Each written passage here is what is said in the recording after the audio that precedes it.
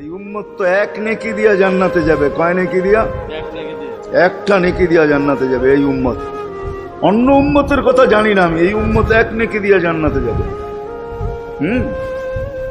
নবীর একটা আদর্শের কারণে জান্নাতে যাবে। সিরত মানি আদর্শ, আর এটা আমরা কদমে কদমে মুহতাজ।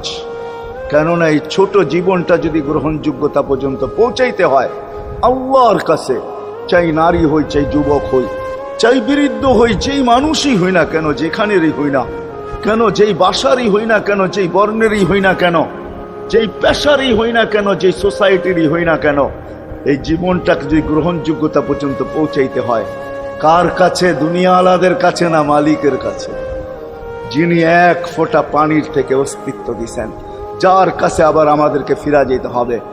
পালানের কোনো সুযোগ নাই। এই জন্যই কোরআন আমাদেরকে বোঝায় আইনাল মাফার।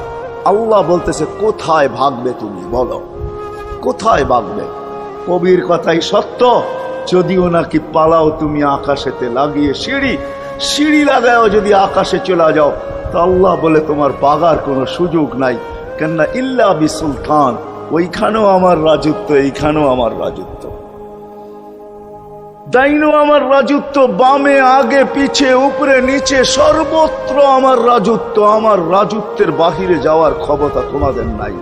দ্বিতীয় কথা এটো, আইনা আনা মাআকুম আইনা মা কুনতুম, যেখানে যাবে ওইখানে আমি সঙ্গে থাকব, আমাকে দূর করতে পারবে না।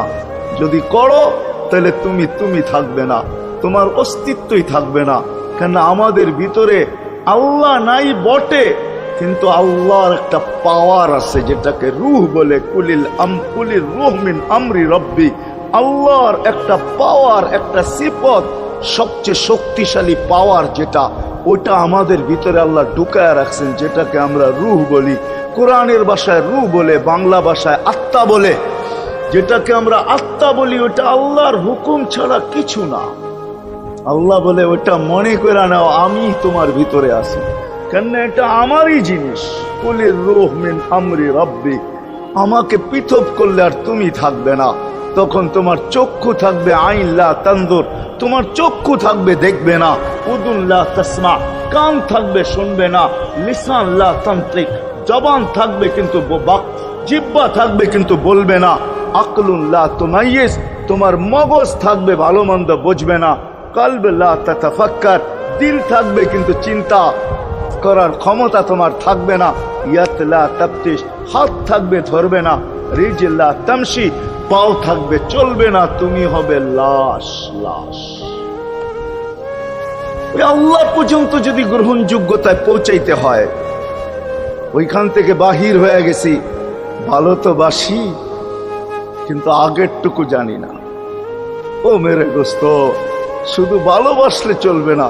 আবু তালেবের চেয়ে বড় ভালোবাসা আপনার আমার ছিল না। সাহাবাদের মতো ভালোবাসা আপনার আর আমার নাই। আছে নাকি? হ্যাঁ, আবু তালেবের মতো ভালোবাসা ছিল। চলেন শর্ট করি। আবু তালেবকে নিজের হাতে আল্লাহ রসুল কবরে রাখছেন। যখন রাখতেছিলেন তখন চিৎকার দিতেছিলেন, আম্মি মা তারাক্তালি সাবিলা, চাচা কোন রাস্তা রাখলেন না আমার জন্য। বলছিলাম কলেমা পড়লেন না। বলছিলাম ঠোঁটটা হেলাইলেন না। বলছিলাম চুপ থাকেন, তাও থাকলেন না। সর্বশেষ একটা চিৎকার দিলেন, আলা মিল্লাতি আব্দুল মুত্তালিব, আব্দুল মুত্তালিবের ধর্মের উপরে চলে যেতেছি। এই কথা বইলা দুনিয়ার থেকে বিদায় নিলেন। চুপও যদি থাকতেন তো আমার জন্য কোনো সুযোগ হইতো। চাচা, ও চাচা, আমার জন্য কোনো রাস্তা রাখলেন না। ভালোবাসা কাজে দিবে না। এই জন্য চলেন, জীবনটাকে গ্রহণযোগ্যতা পর্যন্ত পৌঁছাইতে হইলে কদমে কদমে মুহাম্মদুর রাসূলুল্লাহর আদর্শ লাগবে। যেটাকে আরবি ভাষায় সিরাত বলে, যেটাকে কেরিয়ার বলে। আল্লাহর রসুলের কেরিয়ার লাগবে, আল্লাহর রসুলের আদর্শ লাগবে, আল্লাহর রসুলের সিরত লাগবে, আল্লাহর রসুলের চরিত্র লাগবে। এই জন্যই আল্লাহ কোরআনে বলছেন, লাকাদ কানা লাকুম ফি রাসূলিল্লাহি উসওয়াতুন হাসানা, তোমরা লিমান কানা ইয়ারজুল্লাহ, তোমরা যদি আমাকে পাইতে চাও তাহলে আমার আদর্শ সহজ করছেন, কঠিন করেন নাই। আল্লাহ কঠিন করতে পারতেন, আল্লাহ সহজ করছেন। কেননা আসলে উদ্দেশ্য ছিল আল্লাহকেই মানা, আল্লাহকে মানা উদ্দেশ্য ছিল। কিন্তু আল্লাহকে চোখে দেখা যায় না, মানবে তো মানবে কি করে? আল্লাহর কথা শোনা যায় না, তো আল্লাহকে মানবে তো মানবে কি করে? আল্লাহকে তো দেখা যায় না, আল্লাহকে তো আল্লাহর কথা শোনা যায় না, আল্লাহকে ধ্যান ধারণায় আনা যায় না, কোনো ধ্যান ধারণার ভিতরে আনা যায় না যে আল্লাহর আকৃতি এরকম। আল্লাহকে ধ্যান ধারণায় আনা যায় না, বর্ণনা দিয়া শেষ করা যায় না। আল্লাহ